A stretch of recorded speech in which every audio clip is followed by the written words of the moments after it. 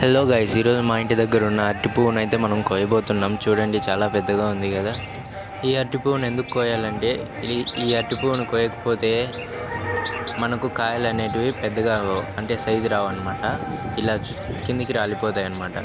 ఈ అరటి పువ్వు కోసుకోవడానికి సరైన సమయం 3 వరుసల లైన్లు రాలిపోగానే మనం కోసుకోవాలన్నమాట. అలా కోసుకోవడానికి ఒక కవర్లో పసుపు అనేది వేసి మనం కట్ చేసుకోవాలి. అరటి పువ్వును అనేది కట్ చేసుకోవాలి. కట్ చేసుకున్న పాలు మన మీద పడితే ఆ బట్టల మీద అయితే పోవు అన్నమాట. జాగ్రత్తగా కట్ చేసుకోవాలి. చూడండి గాయస్, పాలు ఎలా కారుతున్నాయో.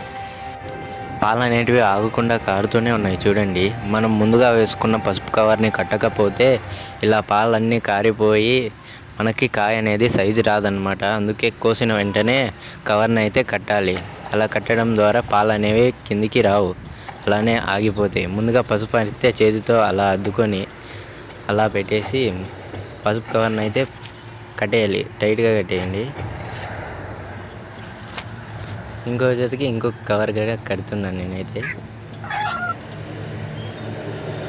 ఇదైతే చాలా రోజుల తర్వాత కట్టిన కవరు. చూడండి ఎలా అయిపోయిందో. కాయ అనేది మంచి సైజు వచ్చింది. ఇప్పుడు ఈ గుణం కూడా అలాగే వస్తుంది. ఈ వీడియో నచ్చితే లైక్ చేయండి అండ్ షేర్ చేయండి.